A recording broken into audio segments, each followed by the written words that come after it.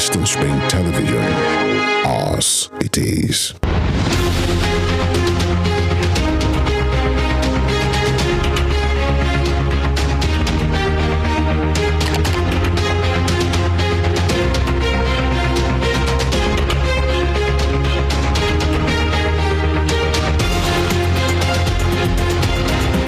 Good evening and welcome to Spring Global on Western Spring Television. Now the headlines. Police confirms the deaths of 4 persons in renewed communal clash in Akwa Ibom State. Israel Islamic Jihad rules out immediate truce in Gaza Strip. Pakistan's ex-Prime Minister Imran Khan returns home after arrest saga. My name is Damilola Raphael. Akwa Ibom State Police Command has confirmed the deaths of 4 persons in the renewed communal violence between the Amazaba community in eastern Obolo and the Ikot Akman Udo neighbors in the Ikot Abasi local government area of the state. The command's public relations officer, Odeko Macton, confirmed the incident while speaking with newsmen this afternoon. He disclosed that the force has deployed a tactical unit of about 300 officers to the warring communities to dominate and kill the disturbances. He revealed that Commissioner of Police Olatoye Durosimi had also appealed to relevant state and non-state actors to intensify their interface to resolve the crisis. The Amazaba and Eastern Obolo crisis first broke out in 2008, resulting in the destruction of lives and properties. Efforts by successive administrations to resolve the crisis have yielded little or no results. In the United Kingdom, Leo Gruffydd has been confirmed as interim leader of Plaid Cymru by the party's National Council. The North Wales Council member of the Senate, who will formally take over from Adam Price on Wednesday, said it was an immense honor. He will stay on until Plaid elects a new leader and candidates have a month to put their nominations forward. Mr. Price resigned last week after a report of alleged culture of bullying, harassment and misogyny in the party. Mr. Gruffydd, age 52 years old, as interim leader, he is ineligible to stand in the upcoming leadership contest. To the Russia-Ukraine war, Ukrainian President Volodymyr Zelensky has arrived in Rome this morning for meetings with Prime Minister Giorgia Meloni and Pope Francis in his first visit to Italy since Russia's invasion.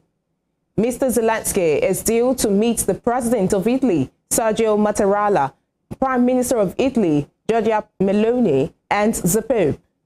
Despite a history of warm ties with Moscow, NATO and EU member Italy has sent weapons and money to help Kiev since Russia invaded in February 2022 and backed Western sanctions against Russia. As Zelensky arrived in Rome, Germany announced a 2.7 billion euro weapons package for Kiev, including tanks, armored vehicles, and air defense systems. In the meantime, Moscow has acknowledged that its forces had fallen back north of the battlefield city of Bakhmut in eastern Ukraine in a retreat past the head of Russia's Wagner private army called a rout. The setback for Russia comes after reports of Ukrainian advances around the city and suggests a coordinated push by Kiev to encircle Russian forces in Bakhmut. Russian Ministry of Defense spokesman Igor Konashenkov said Ukraine had launched an assault north of Bakhmut with more than 1,000 troops and up to 40 tanks, a scale that, if confirmed, would amount to the biggest Ukrainian offensive since November. Konashenkov said Russian forces had repelled 26 attacks, but troops in one area had fallen back to regroup in a more favorable position near the Bekiva reservoir northwest of Bakhmut. Yevgeny Prigozhin, head of the Wagner forces that have led the campaign in the city, said in an audio message that what the spokesman described as a regrouping was unfortunately a rout.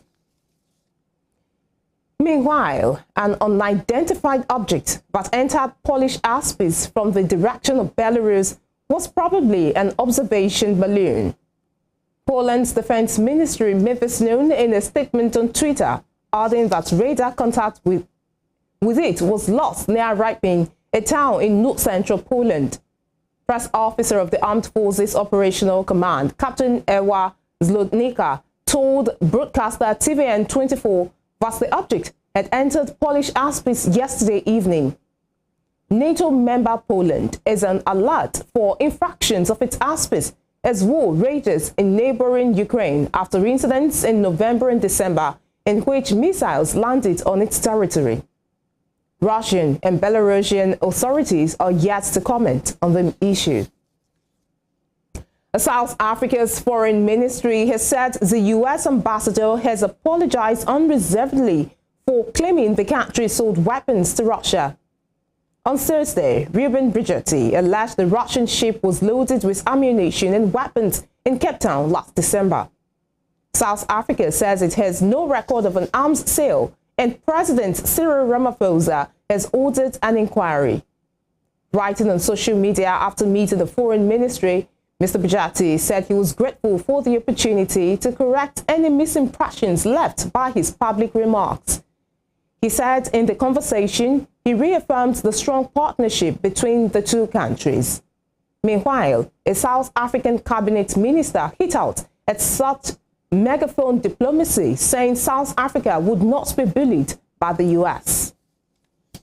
In the Middle East, Israel has ruled out an immediate truce in Gaza, saying the onus was on Palestinian militants to stop launching rockets from an arsenal it suggested could be depleted within days. The National Security Advisor Zachi Hanajib told a municipal event near Jerusalem that no ceasefire talks was holding, adding that Israel's top priority was presently firing on militants. Islamic Jihad's armed wing, in a statement, said it would press on with rocket salvos as fighting entered the fifth day, stating that the resistance prepared itself for months of confrontation. The Israeli military said aircraft struck Islamic Jihad command centers and rocket launchers in Gaza. Huge clouds of smoke rose as loud explosions ripped through areas bombed. The Palestinian Health Ministry had earlier reported that 2 Palestinians were killed in a raid on the outskirts of Nablus in the northern West Bank, but a military spokesman said gunmen exchanged fire with Israeli forces. Meanwhile, the U.S. military will work to bolster the defensive posture in the Gulf region following Iran's seizure and harassment of commercial shipping vessels in recent months. In the past 2 years, Iran has harassed, attacked, or interfered with the navigational rights of 15 internationally flagged commercial vessels. White House spokesperson John Kirby told a news conference that the Defense Department will be making a series of moves to bolster the defensive posture in the Arabian Gulf. Mr. Kirby added that in the coming weeks, there would be an attempt to increase coordination and interoperability with allies in the Strait of Hormuz. Elsewhere, thousands of people in Myanmar and Bangladesh are evacuating residents ahead of Cyclone Mocha, which is expected to bring winds as fast as 175 kilometers an hour when it makes landfall. According to the Myanmar Information Management Unit, which is tracking the storm system, the storm is currently in the Bay of Bengal and moving northwards. The storm is expected to cross the coast between Sittwe in Myanmar's northwestern Rakhine state and Cox's Bazar in Bangladesh at around 12:30 p.m. local time tomorrow. Authorities have warned of the danger of flooding, landslides, and a storm surge of between 2 and 2.7 meters. The ASEAN Coordinating Center for Humanitarian Assistance on Disaster Management warned of the potential for a catastrophic disaster. You're watching Spring Global on Western Spring Television. We will be right back after this break.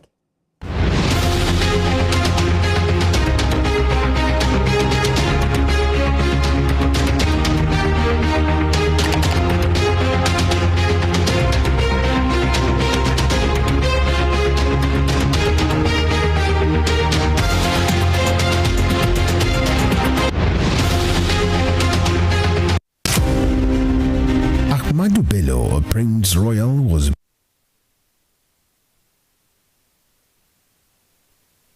born 6th of December 1910 at Raba Village, Sokoto, northwestern Nigeria. His father was a district head and heir apparent to the Sultanate throne from the house of Usmanu Danfodio, a religious and social reformer who brought the Habib dynasty under the Fulani Caliphate in the beginning of the 19th century. Ahmadu Bello raised the bar of political consciousness and participation when, in 1944, he engineered the establishment of the Northern People's Congress (NPC) as the first political party in northern Nigeria and the rallying point for politicians in the region before independence. History will not forget Ahmadu Bello for his charisma and political sagacity, which provided easy passage for his kinsmen to assume political and administrative positions in Nigeria's post-independence era. The distinguished elder statesman and Sardauna of Sokoto has his face on his country's 200 naira currency as a mark of honor to one of the architects of Nigeria's independence. Western Spring Television identifies Ahmadu Bello as a watershed character in history. James Ajibolaige was a lawyer who obtained his first degree in classics from Nigeria's premier university of Ibadan. Born September 13, 1930, the orator and the polyglot spoke impeccable English, French, Igbo, Hausa, and Yoruba languages. His fine diction placed him among classical orators and public speakers like Cicero, the Roman orator. This attribute earned him the prefix Cicero of Esauke. He authored Kaduna Boy, an autobiography, Detainee Diary, Constitution, and the People, among 6 other books. Bolaige was a colorful politician, elected governor of Oyo State in 1979 and appointed a federal minister in 1999. He was a pioneer founder of Afenifere, the Yoruba social, cultural, and political group. He invested his political sagacity to propel the group to the height of political leadership and decision-making in the southwest of Nigeria. Bolaige was assassinated on the 23rd December 2001. His murderers are yet to be apprehended till today. Western Spring Television identifies Bolaige as a watershed character in history.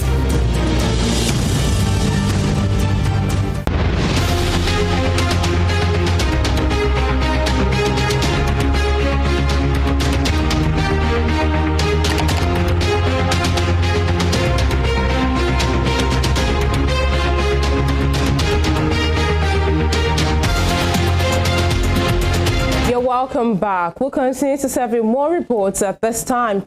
Pakistan's ex-Prime Minister Imran Khan has arrived safely back at his Lahore residence after being freed on bail following days of nationwide protest over his arrest on corruption charges.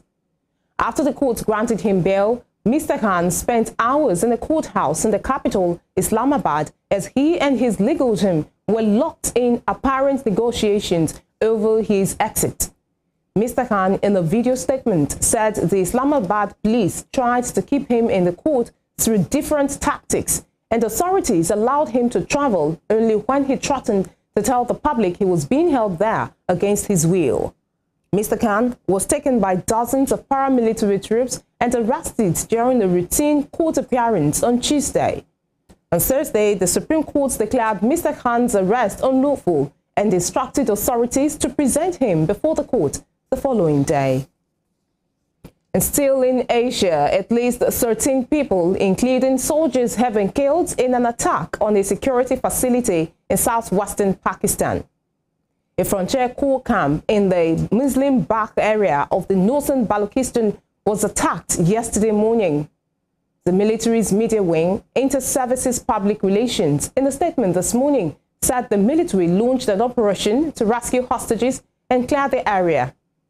It said in the process of the operation, at least 6 soldiers and a civilian were killed, while another 6 people, including a woman, were wounded. The military indicated that the dead included all 6 attackers, who it said were well equipped and stormed the compound. In the United States, large numbers of migrants and refugees have continued to rush to the U.S.-Mexico border as a pandemic-era policy in the United States that allowed authorities to rapidly expel most asylum seekers under the pretext of public health expired. At the same time, President Joe Biden's administration had dispatched additional troops and other resources as authorities braced for an influx of arrivals along the 1,950-mile international border. Authorities in the remote desert community of Yuma, Arizona, expressed alarm after the average daily number of arrivals grew this week from 300 to 1,000. Mayor Doug Nichols had, in a letter, asked the federal government to declare a national disaster so that Federal Emergency Management Agency resources and National Guard troops can be rushed to his and other small border communities. However, White House Press Secretary Karine Jean-Pierre, in a news conference, said the president has spoken about the issue several times. So the president took more than 40 questions this week alone. Well, no. But he took your questions twice this week and answered many of those questions on Title 42.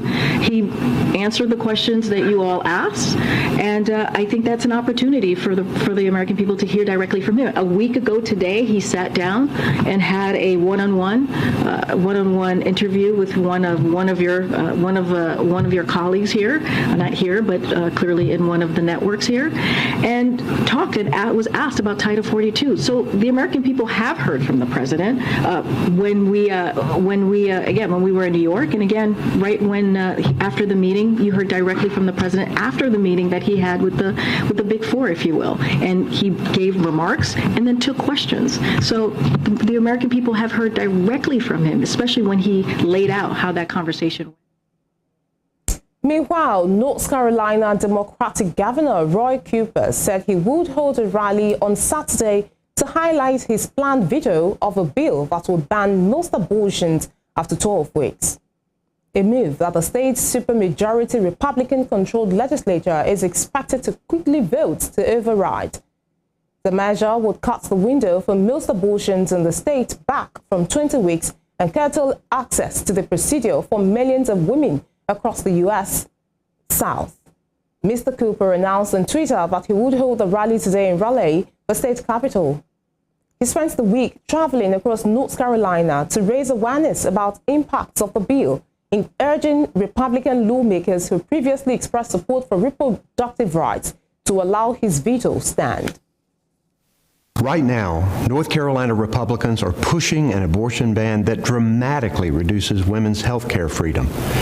They say this is a reasonable 12-week ban. It's not.